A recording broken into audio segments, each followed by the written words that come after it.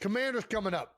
Monday Night Football. I'm going to be there in person. How about it, To man? watch my little brother take on the Washington Commanders. What are we thinking, man? What do you think about the Commanders? I mean, obviously, talented football team, outstanding coaches. They got a lot of vets on that team, so they're going to be ready. They're going to be fired up for a Monday night game, man. And I get to see my guy Ertz, baby. Get to see him in the flesh, man. I haven't seen my guy in forever. One of my favorite tight ends. Obviously, we came into this thing together back in 2013 and teammate in Philly for a long time. And yes, sir. I mean, it's just when I see the guys that I came in with in the league and they're still balling and they're still making an impact, man, it just gets me fucking fired up, man. Yeah, and man. I know Ertz is going to make some fucking plays come Monday night. So it'll be good to see him. But at the same time, it'll be good to see a few of my old teammates and Nicky Allegretti and Andrew Wiley. That's awesome, man. You know, offense, defense, special teams. Pat was finding a way to get everybody the ball. Rashee Rice finally got his chance to be a part of this madness and show what he can do in the NFL again. And I know everybody was excited to see him get going, but it just felt like as an offense, everything was working for us, man. And when the big guys up front are rolling and the run games, and we're getting after them in the run game, and then on top of that, the ball's out of Pat's hands quick, and everybody's making guys miss, and we're getting these first downs here and there. It's so much fun being a part of this shit, man. Well, that's what I was going to ask. Like, typically, even when you win like big games, like Andy or the coach is like, listen, guys, great win, great performance. We're going to get back in there tomorrow. We're going to clean up our mistakes, and we're going to focus on the next one. Is there anything to clean up? Like, was there any negative, like, what are the teaching points from this game? I mean, there's negative plays in every game. And as you know, you always got to find ways to get better. But I think the biggest thing is just getting healthy. Had my guy Trey Smith go down and had a few guys get banged up, get rolled up on. I know Kareem's ankle ain't feeling too good today. Ankle and knee ain't feeling too good today because he got rolled up on Rasheed's first touchdown. Yep. Yeah, but I feel like we just keep taking this momentum of how we're working throughout the week. And that's where it's really paying off is guys are busting their ass throughout the week and detailing their work to where we're ready. We're ready for that ball to be out quick. We're ready to attack a defense a certain way.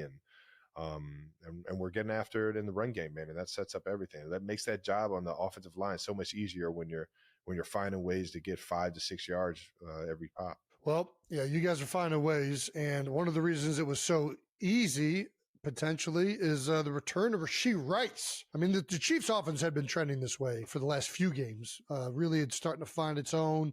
The creativity was incredible, getting the big plays down the field. Running game started getting going the week before, and now you get wide receiver number 1 back. First time Chiefs have had Worthy Rice and Hollywood Brown in the same game. Rice, 7 catches for 42 yards and 2 touchdowns.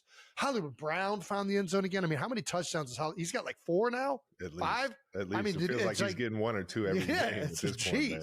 My guy Hollywood Brown is finding the end zone, baby. Hell yeah. Was it intentional to give him the first time? I mean, I already know the answer to this, but yeah, go ahead. I mean, yeah, we want to get him involved early, man. Let him get used to, having the ball in his hands, getting him rolling.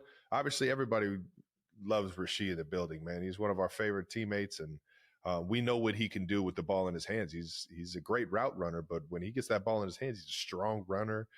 He feels the defense, the lanes, how to knife the defense, get into the seams, and the cracks of the defense. And that's really where we missed him last year, and we missed him a lot early on this season. Is the fact that we can just get him the ball anywhere on the field, and he's going to make somebody miss, and that's a hell of a skill to have, or a hell of a advantage to have on the offensive side of the ball, because a lot of the opportunities you get in the NFL is a one-on-one opportunity, and if you make that guy miss and you gain those extra yards, man, we're rolling.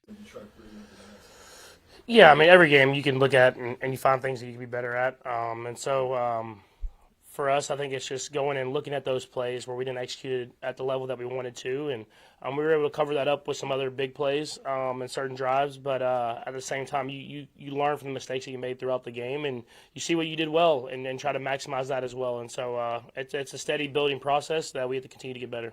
What impressive is it what Jalen's been able to do these past 2 games in place of Josh? Yeah, he's done a great job. I mean, he's been ready. He comes to work every single day, true pro, and he comes to work with the mentality of being ready for that next snap, and so he's done it all throughout training camp, and now he's done it in the regular season, and that's the reason that he's here. Patrick, it's been a couple of years since you guys, for lack of a better term, made it look so easy on offense. How much more entertaining is it? How much more fun is it when you feel like you guys can just kind of do whatever you want? Yeah, I mean, I think just having success. You train so hard to go out there and have success on every drive, and whenever you're able to go out there and do that, man, it is something that you're happy about. But at the same time, you have to continue to get better and better. And in this league, defenses adjust and they challenge you to be even better. And so we'll continue to build. I feel like we still have a long ways to go, and we're just kind of hitting our stride. Let's continue to get better and better as the season goes on. Patrick, you've talked about how that faux snap count and the play at the goal line, like you actually practice these things.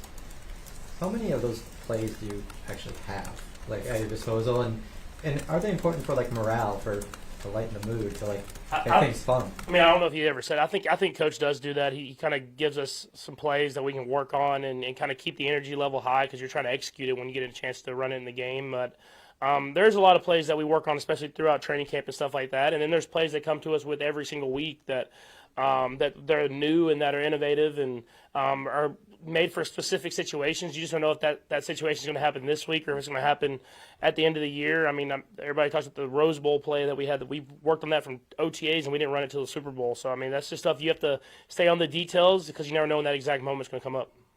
I only had 5 snaps where you had Xavier, Rasheed, and Hollywood on the field at the same time. How much of it is not just those few opportunities where you're going to have all 3 out there, but now that you've got those guys coming in waves, so you've got 1 or 2 of them every single down? Yeah, I think it speaks to the room. I mean, we have a lot of talented guys there, and so you never know where it's going to hit. And obviously, Rasheed's going to get a big amount of targets and receptions with Xavier same way, and then Hollywood. But at the same time, Taekwon can hit a 30-yard completion at any moment. Juju can hit a 15, 20-yard completion at any moment. Rashad can hit a 20-yard completion at any moment. You don't know where it's going to come from, and so that's a luxury for us is that you want to keep defenses guessing. And I mean, all these guys are going to get a lot of catches, and they're going to have their moment, but they'll be ready to go whenever that moment comes. This week you have Cliff Kingsbury again this week. What are some of your best memories from being recruited to Texas Tech and playing there? Yeah, I mean, he's one of the first people I would say that truly believed in me in playing the quarterback position, and so he gave me a ton of advice of refining me, but letting me still just be me and play to my strengths. And so a great coach, a great person that I still stay in touch with, not as much this week, but throughout my career. And he helped me get to where I'm at today because he didn't put me in a box and tell me I need to play quarterback this way. He let me just go out there and be myself and be the how I play the way that got me there. And I think that's something that's special about him as a coach. You mentioned Bashar. Just how about the progress he's made in such a short amount of time? Yeah, he's made a ton of progress, and he'll continue to get better and better. I mean, Coach Reed's offense is hard, especially for that running back position, because you have to do so many things as far as running, catching, blocking, all the different things. And he's been a sponge, man. He's been learning a ton, and whenever he gets his opportunities, he's making plays happen. And I think he's just another weapon in this offense, and he'll continue to get more and more snaps. And then he's done a great job in special teams as well, which I think gets lost in the fold of things, which is huge on our team. Patrick, did you have people that did want you feel like, I'm not asking for now, if you want to volunteer names, great, but did you feel that in the recruitment process? I wouldn't say that, but I just always, you kind of hear that undertone of that talking of you can't play that way. Coach Kingsbury never ever forced me to be just a pocket passer or hold the ball a certain way. He just let me. He would obviously help with my footwork and stuff like that and going through progressions, but he would just let me play when it came to playing. He's like, once you get to the game, you got to go out there and just play your game. And same with Coach Reed and Nash. When I got here, it was they wanted to keep refining, but at the same time, they want me to go out there and just play the game the way it got me here. And so I've been blessed because you can go to some situations, and I've seen quarterbacks in other situations that their game gets kind of boxed in and they don't get to be the best version of themselves. I know it's a long time ago when you got recruited, but we heard stories before that, like, Texas was wanting you to maybe change positions and things like that. Were those things happening when you were in high school? Or? A little bit. Texas, I don't know if it was that bad. I mean, it was just more of I went to like one of those like recruiting days, I think it was junior day, sophomore day, whatever it was. And they told me they wanted me to. I went to walk to the quarterbacks, and they were like, "We're actually bringing you here for the safeties." So that was kind of At the time I did play safety, it had a lot of picks, so I understood that, but I knew that I didn't like tackling people, so I knew that wasn't going to be for me. And then most teams in colleges thought I was going to play baseball. And I think that was something that scared away a lot of colleges just because my dad played and other guys were kind of getting recruited at quarterback position and then going and playing baseball. But I ended up sticking with football, and Texas Tech believed that I could play both in college and then end up choosing football at the end. I know you're not playing the other quarterback, but this is a matchup a lot of people looked at when the schedule came out that Jaden Daniels was going to play, and he's not going to play this time. It's a little bit disappointing. You're not going to both be out there doing this? Yeah, I mean, you want to go up against the best of the best, and Jaden, with the way he played last year, man, he's in that category, and so he's a talented football player. I've watched play since he was at Arizona State, the LSU, and to now in the NFL, and Cliff speaks extremely highly of him as a person, and so I'm hoping he gets healthy sooner rather than later, but at the same time, man, I know Marcus can play too. I mean, I've seen it firsthand at Arrowhead in the playoffs, and I've seen him play throughout my entire career and have a lot of successful games, including this year. And so we understand it's still going to be a great challenge going up against a great football team and a guy that's had a lot of success in the NFL. Going back to that recruitment process you were just talking about, it's that kind of mentality of like, hey, I got something to prove still. Does that still carry you to this day, just those memories of that?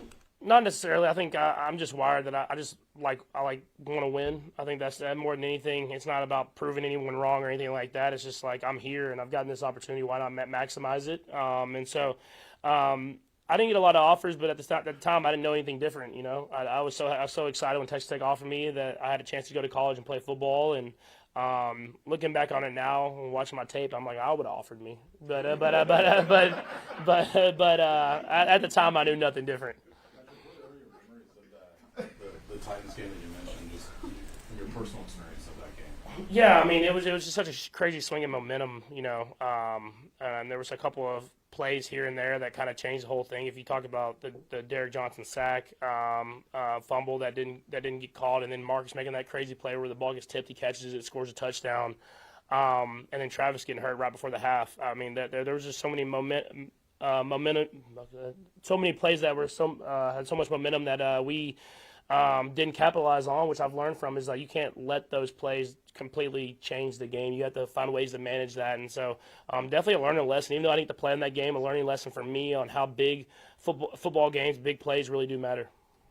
Do you feel any kind of connection to Marcus through the quarterback documentary? Was it enlightening for you about him, and you guys going through that same kind of thing, or just separate matters? 100%. I mean, just the quarterback position in general, man. You see it like it's not always just top. Like you have a lot of great moments, but there's times throughout every season, even for me, that you go through these adverse time and you have to push through to be even better. And I'm proud of him, man, because he's had a lot of great moments. He's had moments that he want to get back, but at the same time, he's persevered and got better and better. And now he's in a great spot now where he's obviously teaching Jaden. But when he comes in the game, man, you can tell he's one of the top tier backup quarterbacks that's going to go out there and have success whenever his number's called. And that's a special spot to be. And I think he's done a great job and had a great career in the NFL. Folks don't need us to tell them how much star wide receiver Rashee Rice means to the Kansas City Chiefs.